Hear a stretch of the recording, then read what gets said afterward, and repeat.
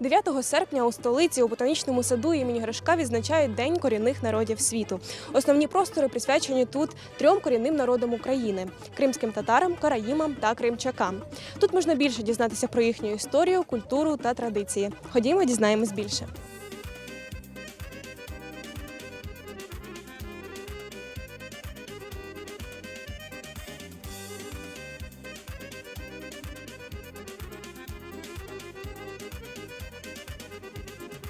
Ми в цьому році зробили окрему локацію. У нас є музейна історія, там, де в нас представлені кримські татари, караїми, кримчаки. Ви можете подивитися, там є у нас одяг, прикраси, тобто побут, етнографія. Далі в нас працює дитяча локація, і в цьому році в нас на дитячій локації якраз з дітьми працює Рустем Скібін, відомий кераміст. Потім в нас працює фотовиставка, світлини в нас якраз наприкінці 19 століття зроблені. Тобто це період якраз розквіту кримських татар. Звичайно, в нас є кримотерапія, де з пані Юлією кожен зможе поспілкуватися і зробити цікаві речі. І, звичайно, в нас є фудкорт.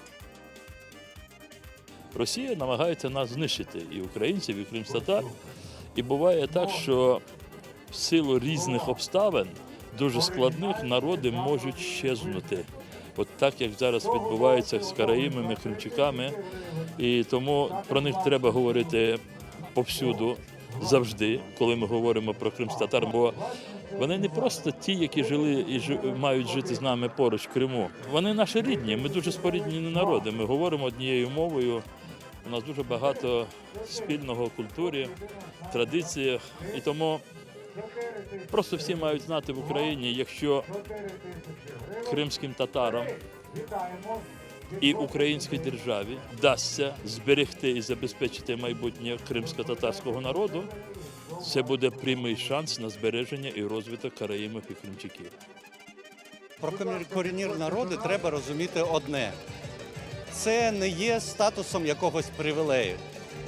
Це навпаки ознака того, що ця конкретна національна спільнота знаходиться в важкому стані випробувань. Це стосується всіх на даний момент визнаних законодавством корінних народів України. Тому ми маємо чітко розуміти, що для української держави важливо, щоб бути сильною всередині, щоб демонструвати цю силу назовні, треба продемонструвати дійсно опіку, заботу про корінні народи, які є.